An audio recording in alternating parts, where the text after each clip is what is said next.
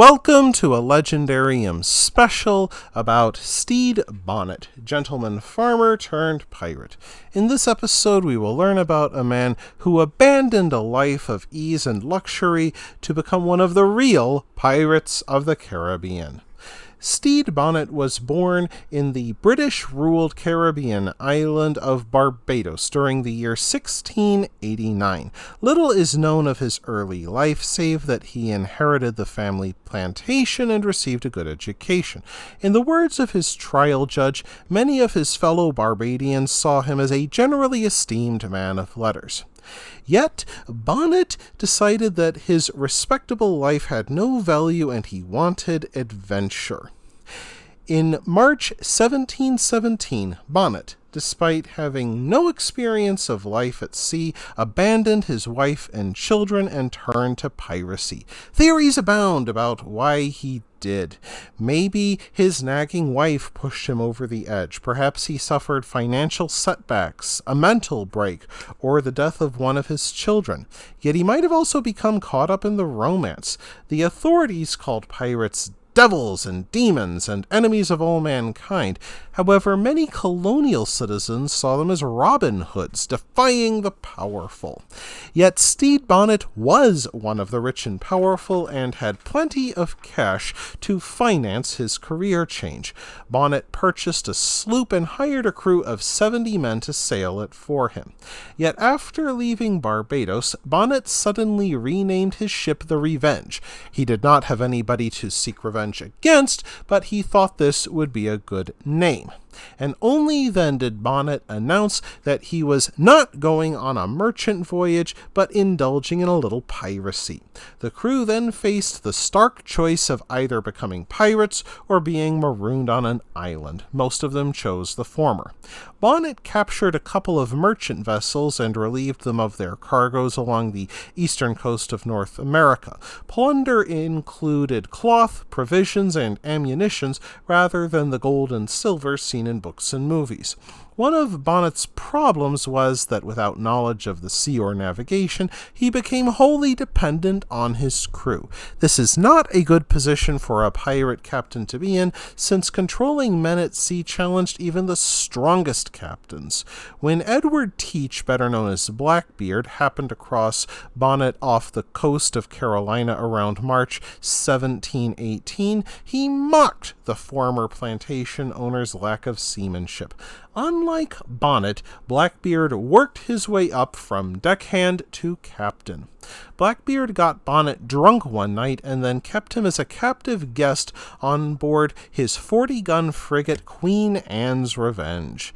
Blackbeard allowed Bonnet's crew to elect a new captain, one Lieutenant Turner. Bonnet apparently walked around on Blackbeard's deck in his nightgown, spending most of his time below decks where he enjoyed his books. When Blackbeard docked his fleet off the coast of North Carolina, Bonnet went ashore and returned to find that Blackbeard stripped and abandoned the Revenge and marooned 25 of Bonnet's sailors.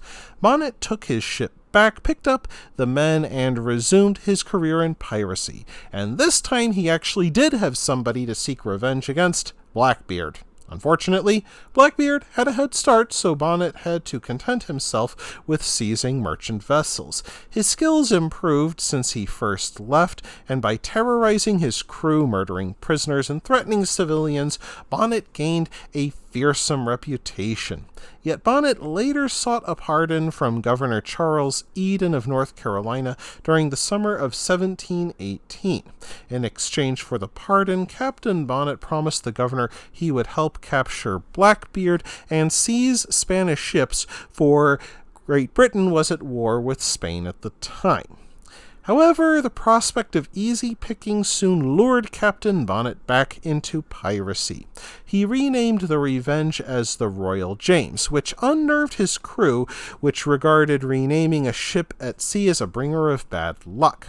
Bonnet, now sailing under the name of Captain Thomas, led a crew of around 40 men on his 10-gun ship. With them, he captured several more merchant vessels in Delaware Bay and along the coast of Virginia. Yet these waters and those of the Caribbean Caribbean became increasingly dangerous for men like Bonnet and Blackbeard.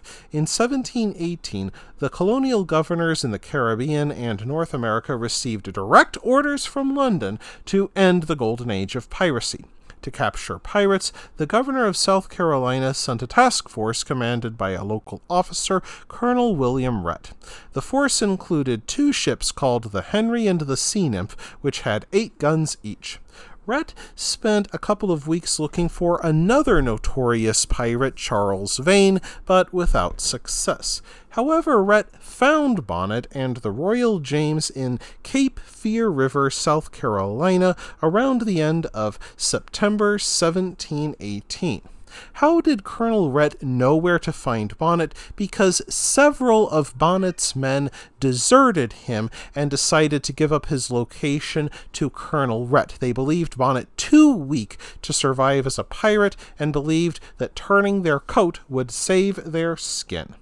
Bonnet had anchored on Cape Fear River for weeks while he careened his sloop to give its hull some badly needed repairs.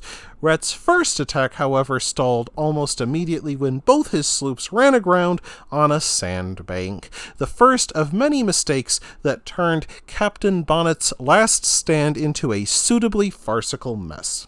A party of Bonnet's men spotted the stricken ships and reported back to their captain. At dawn the next day, Bonnet tried to sneak past Rhett's 2 warships and make for the open sea while they remained stranded. Captain Bonnet proved wrong, no surprise, and Rhett's ships turned around to head off Bonnet. Desperate to avoid capture and death, Bonnet then sailed too close to the shore and ran aground. The 2 warships approached the Royal James only to become grounded in the shallow waters themselves. With all 3 ships stuck fast, the 2 sides fired their cannons at each other for around an hour, hitting nothing but the water. Finally, the tide began coming in, and so it became a question of which ship would free itself first and could maneuver. The Henry came free first, and the ship began to rake the Royal James with heavy fire, which persuaded Bonnet to surrender. Captain Bonnet returned in chains to Charlestown, South Carolina.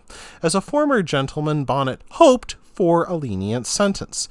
Any such hope faded when Bonnet, held in custody in a private house before his trial, chose to bribe his guards to allow him to flee. Rhett then pursued Bonnet and captured him a second time.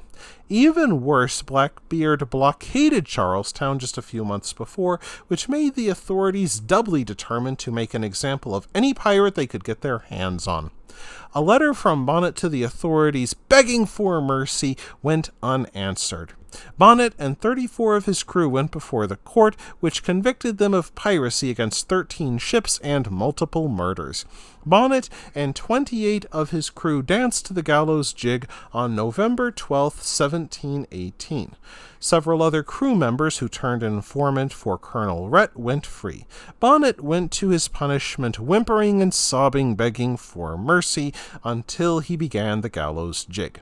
As for the treacherous Blackbeard, on November 22, 1718, he met his own end in battle. The victors took Blackbeard's head as proof of his death, and the governor of Virginia displayed it as a warning to other aspiring pirates. Whatever his motives for becoming the gentleman pirate, Stede Bonnet's name would not live today had he simply lived and died as a gentleman. That wraps things up for this episode of The Legendarium. I hope you enjoyed it. If you did, press like. If you want to see more, press subscribe. And if you've got anything to say, let me know in the comments section. Thanks again for joining me, and I hope that you have a great rest of the day.